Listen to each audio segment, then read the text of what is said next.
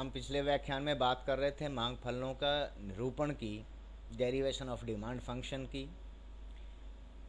आज हम ये जानेंगे कि मांग फलनों का निरूपण कैसे किया जाए, कैसे उनको व्युत्पादित किया जाए। जैसा कि हमने पिछले व्याख्यान में बात की थी कि मांग फलन दो प्रकार के होते हैं, एक साधारण मांग फलन, दूसरा क्षतिपूरक मांग फलन। जिन्हें हमने साधारण मांग फलन मार्शल का दिया हुआ है और क्षतिपूरक मांग फलन हिक्स का दिया हुआ है।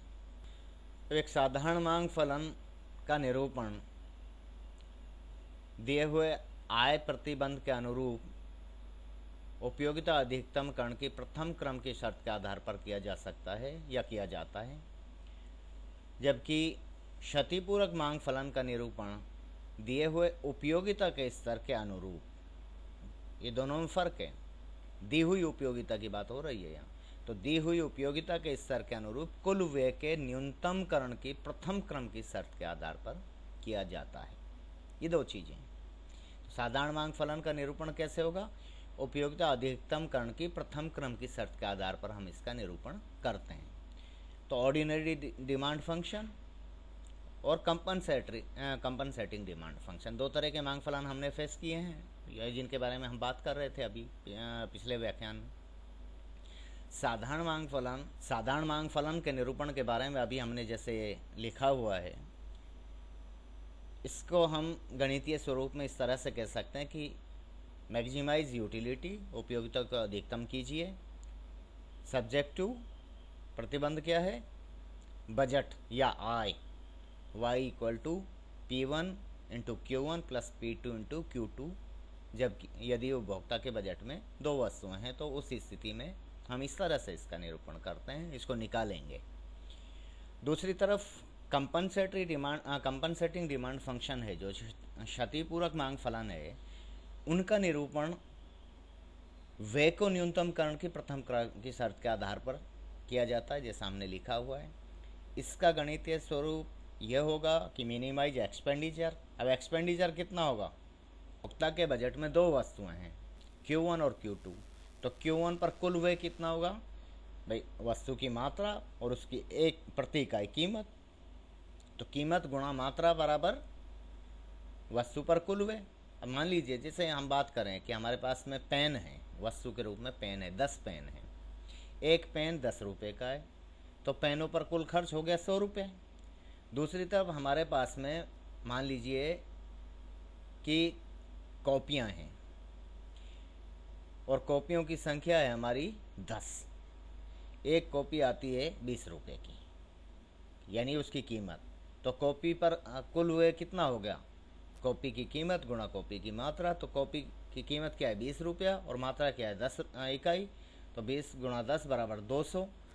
तो कॉपियों पर 200 रुपये खर्च होगा और पेन पर खर्च कितना हुआ? 100 रुपया। तो कुल व्यय कुल मिलाकर 300 रुपये हो गया। तो यही बात यहाँ कही जा रही है। तो व्यय को न्यूनतम कीजिए।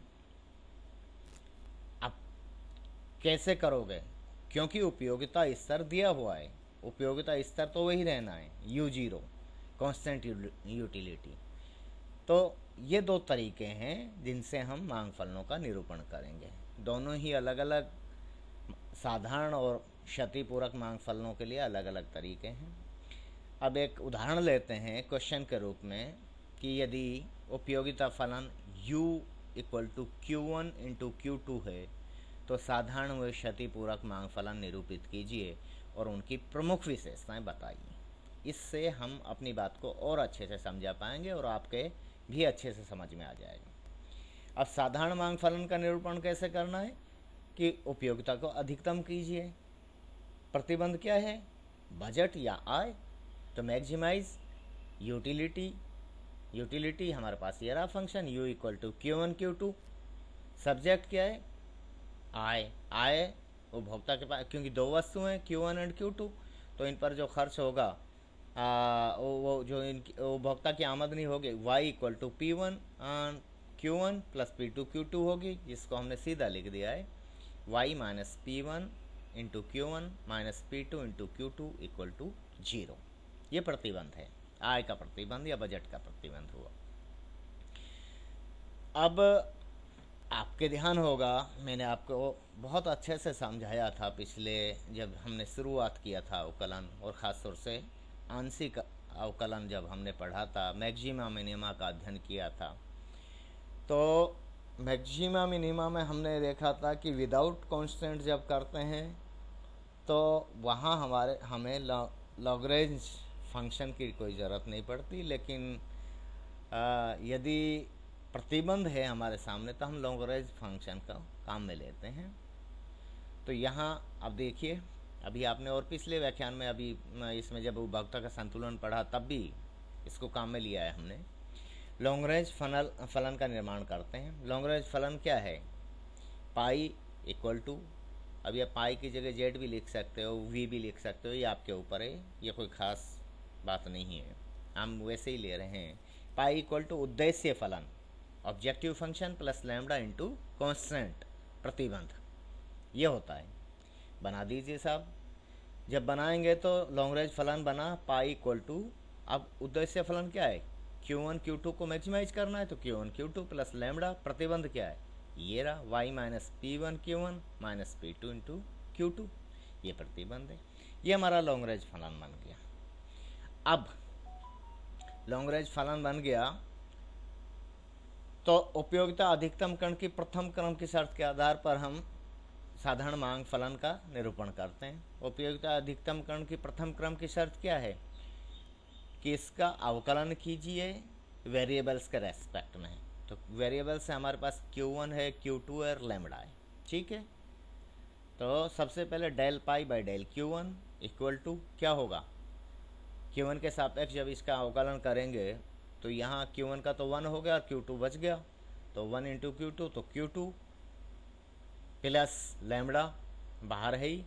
अब यहाँ नहीं है Q1 तो ये 0 हो गया और ये 0 हो गया, बचा ये Q1 का 1 हुआ और 1 गुणा P1 चिन्ह माइनस का, तो माइनस लैम्डा इंटू P1 हो गया इक्वल टू 0। ये इक्वेशन नंबर 1 हो गई। इसी तरह से हम Q2 के सापेक्ष में अवकलन करेंगे तो del pi by del Q2, del pi by del Q2 निकालेंगे तो देखिए Q1 minus lambda into P2।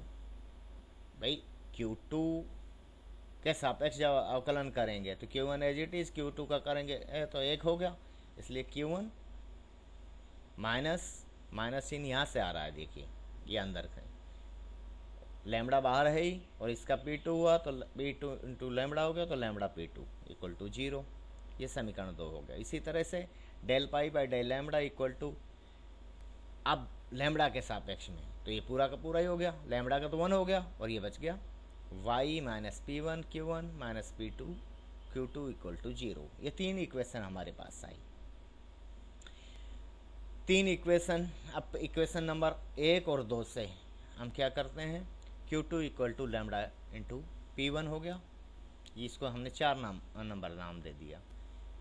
Q1 equal to lambda into P2, ये जो 2 नंबर इक्वेशन ये हो जाएगी, तो इसको हमने 5 नंबर नाम दे दिया, समीकरण नंबर 5। कई लोग नाम देते हैं, कई नहीं देते हैं, मैं इनको देता हूँ क्योंकि भूल ना पड़े। समीकरण 4 को 5 से विभाजित कर दीजिए, या समीकरण 4 में 5 का भाग दे दीजिए। तो भाग देंगे तो Q2 बटा Q1 equal to lambda P1 बटा लैम्डा P2, लैम्डा से लैम्डा कैंसिल हो जाएगा, ये Q2 ये Q1 है जो क्रॉस मल्टीप्लाई होके, तो P1 by P2 into Q1, ये इक्वेशन नंबर 6 आया। ध्यान रखना अभी भी एक Q2 का वैल्यू नहीं आई है, क्योंकि अभी भी यहाँ एक Q1 बचा हुआ है। अब ये जो वैल्यू आई है फाइनल वैल्यू नहीं आई है Q2 की, इसको हम समीकरण 3 में रखते हैं। तो समीकरण 3 में रखकर जब हल करेंगे, समीकरण 3 क्या है कि P1 plus Q1 P1 into Q1 plus P2 into Q2 equal to y, यही है समीकरण 3। भाई हमने y को एक तरफ ले लिया और बाकी P1 Q1 को एक तरफ और P2 Q2 को एक तरफ ले लिया। अब Q2 की वैल्यू रख दीजिए, Q2 बराबर आया P1 by P2 into Q1, Q2 की जगह P1 Q1 plus P2 into Q2, Q2 की जगह P1 by P2 into Q1 equal to y।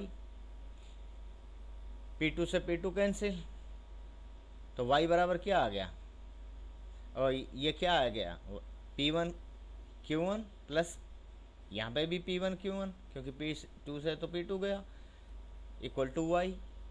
तो 2P1 Q1 equal to Y। भाई P1 Q1 बोल दो या P1 इंटू Q1 बोल दो, जो भी आप बोलना चाहो। और Y इक्वल Q1 की वैल्यू चाहिए हमें, तो Q1 इक्वल टू, अब इसमें समीकरण की दोनों तरफ 2P1 का भाग दे दो, या जो भी आप तरीका समझते हो उस तरीके से, सिर्फ हमें Q1 चाहिए। Q1 equal to Y by 2P1। ठीक है, ये Q1 की वैल्यू आ गई। Q1 की जो वैल्यू आई है, मान जो आया, इसको इस समीकरण 6 में रख दो। Q1 का मान समीकरण 6 में रखने पर क्या आएगा भाई? समीकरण 6 में P1 by P2 into Q1 है, तो Q1 की जगह Y बाई 2P1 रख दिया। P1 से P1 कैंसिल हो जाएगा, तो Y बाई 2 इंटू P2 बचेगा। तो Q2 equal to Y by 2 into P2। ये दो मांग फलन आ गए, Q1 और Q2। अब यह उपयोगिता अधिकतम कण की प्रथम क्रम की शर्त है।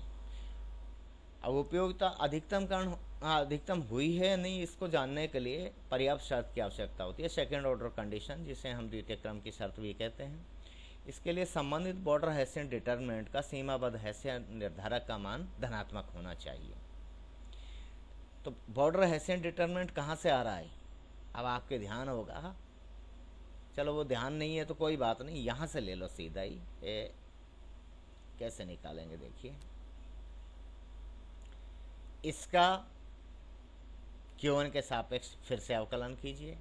भाई आपके ध्यान हो तो F11 D बराबर बॉर्डर हैसियन डिटर्मिनेंट क्या था? सारणिक के रूप में रखते हुए F11 F12 रो, फर्स्ट रो की बात कर रहा हूँ, और F13 इस तरह से ही तो था। चलो खैर, वह F11 F12 माइनस F1 उस तरह से था, आपके ध्यान नहीं होगा, कोई बात नहीं। ये यहाँ से सीधा निकालिए। इसका एक बार Q1 के सापेक्ष में अवकलन कीजिए, तो 0, फर्स्ट रो निकाल रहा हूँ मैं।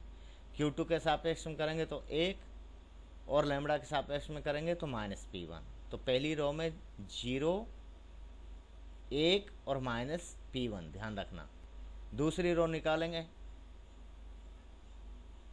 इसका Q1 के सापेक्ष कीजिए, Q2 के सापेक्ष कीजिए अवकलन, और लैम्बडा के सापेक्ष कीजिए। Q1 के सापेक्ष करेंगे तो 1, Q2 के सापेक्ष 0, और लैम्बडा के सापेक्ष करेंगे तो माइनस P2। तो इसकी दूसरी रो में आया 1, 0, माइनस P2। और इस इक्वेशन 3 को P1 Q1, Q2 और लैम्बडा के सापेक्ष में अवकलन कीजिए। भाई Q1 के सापेक्ष में 0 नहीं आएगा। Q1 के सापेक्ष में माइनस P1, Q2 के सापेक्ष में करेंगे तो माइनस P2, और लैम्बडा के सापेक्ष में करेंगे 0, क्योंकि लैम्बडा यहाँ तो है ही नहीं। तो ये आ गया माइनस P1, माइनस P2 और 0। ये तीसरी रो आ गई। देखिए इसमें देखते हैं अपन अपने बॉर्डर हैसियन डिटर्मिनेंट जो आया है, क्योंकि मेरा स्क्रीन पे पीछे चला जाता है, आपके सामने पेज होगा सीधा ही। देखिए ये रहा, पहली रो में 0, 1 माइनस P1, दूसरी रो में 1, 0 माइनस P2, और ये तो खैर तय है कि ये दोनों एक जैसे होंगे, माइनस P1 माइनस P2 0, ये निकल गया। प्रथम पंक्ति के अनुसार इसका विस्तार कर दीजिए।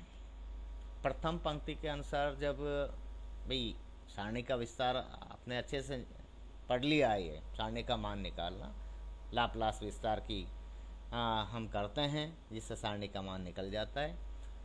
और इनके चिन्ह जो है प्लस माइनस प्लस इस तरह से होते हैं।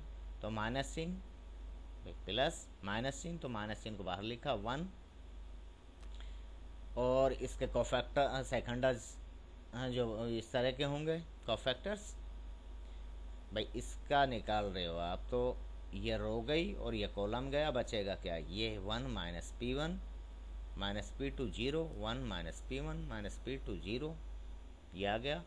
फिर इसका निकालिए प्लस चिन्ह तो अल्टरनेटिव है, और माइनस चिन्ह के साथ ये खुद है, तो माइनस P1। फिर इसके कोफैक्टर्स क्या होंगे? ये देखिए, ये रो गई, ये कॉलम ये हट जाएगा, बचेगा क्या? 1 minus P1, 1 minus P1, 0 minus P2, 0 minus P2। ठीक है, अब इनको जब आप करेंगे हल तो ये तो जीरो हो गया, ये बचेगा P1 into P2 minus minus plus, और एक माइनस, क्योंकि देखो ये इसका चिन्ह प्लस होता है, इन दोनों के गुणनफल का चिन्ह माइनस होता है, ये तो सेट है हमेशा, इसका चिन्ह प्लस, इन दोनों के गुणनफल का चिन्ह माइनस होगा। तो माइनस इंटू माइनस, ये तो प्लस हो गया लेकिन एक और माइनस है, उसकी वजह से ये माइनस P1 P2। अब माइनस P1 P2 गुणा किससे हो रहा है, -1 से, तो ये प्लस P1 P2 हो गया। ठीक है, ये लिख दिया मैंने। इसका देखिए ये तो जीरो हो गया, ये माइनस P2 क्योंकि ये प्लस का होता है और ये माइनस चिन्ह के साथ है ये, इसलिए ये माइनस हो गया, तो माइनस P2, और बाहर क्या है माइनस P1, माइनस गुणा minus plus P1 into P2, तो 2P1 P2 आ गया। बॉर्डर हेसियन डिटर्मिनेंट, अब P1 पहली वस्तु की कीमत, P2 दूसरी वस्तु की कीमत, दोनों ही कीमतें धनात्मक होंगी और दो धनात्मक है ही, तो ऐसे में बॉर्डर हेसियन डिटर्मिनेंट या सीमाबद्ध हेसियन निर्धारक धनात्मक हुआ। तो इस तरह से हमने ये दोनों जो ये साधारण मांग फलन निकाल लिए। कौन कौन से आए हैं, एक Q1 के आया, Q1 बराबर y/2P1 और Q2 बराबर y/2P2। ठीक है, अब हम बात करते हैं कि जो हमने जो ये एग्जाम्पल लिया है, जो क्वेश्चन लिया है, इसमें उपयोगिता फलन है, इससे जो मांग फलन निरूपित किए हैं हमने, साधारण मांग फलन निकाले हैं, इनकी विशेषताएं क्या हैं। तो साधारण मांग फलनों की विशेषताएं कौन से वाले की, जो हमने निकाले हैं उनकी बात कर रहे हैं हम। क्या हैं, दो मांग फलन है हमारे पास, Q1 इक्वल टू y/2P1 पहली वस्तु का, और दूसरी वस्तु Q2 इक्वल टू y/2P2। अभी सामने है, इसी को लिखना है बस। पहली विशेषता देखिए क्या है कि किसी वस्तु की मांग उसकी कीमत तथा उपभोक्ता की आय पर निर्भर करती है। बिल्कुल करती है, यहाँ भी देख ली, किसी वस्तु Q1 है, उसकी मांग निर्भर कर रही है उपभोक्ता की आमदनी पर और उसकी खुद की कीमत पर। यहाँ पर उपभोक्ता की आमदनी पर दूसरी वस्तु भी और उसकी अपनी कीमत पर निर्भर कर रही है, और यह सिंगल वैल्यूड फंक्शन है कीमतों आय के संदर्भ में, अर्थात इसमें कीमतों आय के संदर्भ में एक ही मान आता है। ठीक है, ये पहली विशेषता, ये याद नहीं रहे, इतने से काम चल जाएगा कि किसी वस्तु की मांग उसकी कीमत और उपभोक्ता की आमदनी पर निर्भर करती है, पहली विशेषता। दूसरी यहीं से लानी है हमें, हमारे सामने है, बस उसको लिखना है कि किसी वस्तु की मांग उसकी अपनी कीमत से ऋणात्मक तथा उपभोक्ता की आय से धनात्मक संबंध रखती है। बिल्कुल, Q1 बराबर y/2P1 क्या कह रहा है कि यदि P1 पहली वस्तु की कीमत बढ़ेगी तो उसकी मांग घट जाएगी, तो दोनों के बीच में उल्टा संबंध हुआ, ऋणात्मक संबंध है। लेकिन अगर उपभोक्ता की आमदनी बढ़ती है तो इसका मान बढ़ जाएगा ना Q1 का। भाई यहाँ 100 है, ये 200 हो जाए, और ये मान लीजिए 10 है, P1 10 है और उपभोक्ता की आमदनी 100 है, तो 100/20 हुआ, 100/20 बराबर 5 हुआ। अब अगर ये 200 हो जाए आय, तो 200/20 बराबर 10 हो गया, तो बढ़ गई ना मांग। इसकी बात करो कीमत की, कीमत है जो अगर कीमत 10 रुपये से 20 रुपये हो जाए और आमदनी 100 ही रुपये रहे, आमदनी में कोई बदलाव नहीं आए, तो उसी स्थिति में देखिए 20 दूना 40, तो 2.5 इकाई मांग रह जाती है, यानी उल्टा संबंध है। खुद की कीमत और मांग की मात्रा के बीच में उल्टा संबंध है, यानी ऋणात्मक संबंध है, और उपभोक्ता की आमदनी से धनात्मक संबंध होता है। ऐसा दूसरे के संदर्भ में भी यही बात कहेंगे।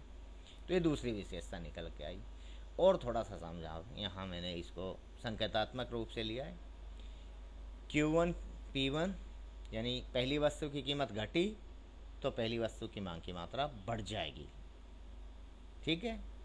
लेकिन अगर उपभोक्ता की आमदनी बढ़ती है तो पहली वस्तु की मांग भी बढ़ जाएगी। इन दोनों के एरो ऊपर की ओर जाते हुए का मतलब है बढ़ रहे हैं। दूसरी तरफ यदि कीमत बढ़ जाती है वस्तु की तो उसकी मांग घट जाएगी, मांग की मात्रा। और अगर उपभोक्ता की आमदनी घट जाती है तो मांग की मात्रा भी घट जाएगी। तो मतलब कीमत में विपरीत संबंध और मांग से धनात्मक संबंध सामने आ रहा है। तीसरी जो विशेषता है वो ये है कि मांग फलन कीमतों व आय में 0 डिग्री के सजातीय होते हैं।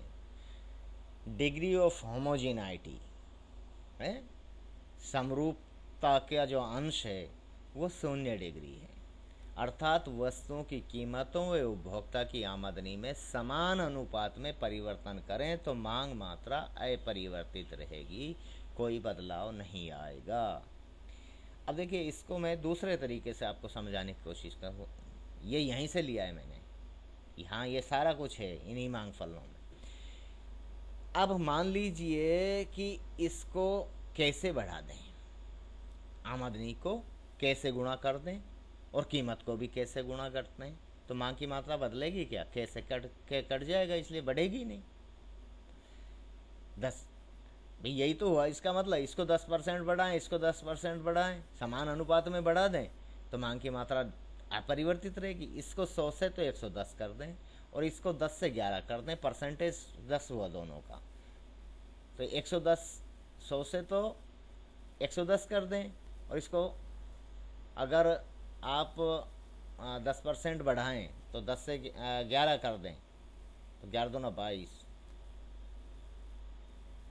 खैर ऐसे नहीं समझ में आएगा, ऐसे कंफ्यूज हो जाओगे। सीधा सीधा सा है, समान अनुपात एक ही अनुपात में बढ़ाएं तो एक कैसे बढ़ा देते हैं, तो कैसे इसे गुणा करो, कैसे इसे गुणा कर दो, तो उस स्थिति में क्या होगा? बढ़ गए कैसे, लेकिन बढ़ा क्या है वास्तव में, क्या हुआ है? कैसे कैंसिल हो गया है, तो इसलिए मात्रा में कोई बदलाव आना ही नहीं है, ना इधर ना इधर। यही बात यहाँ कही गई है। तो 3 मुख्य विशेषताएं साधारण मांग फलन की हमारे सामने निकल के आई हैं।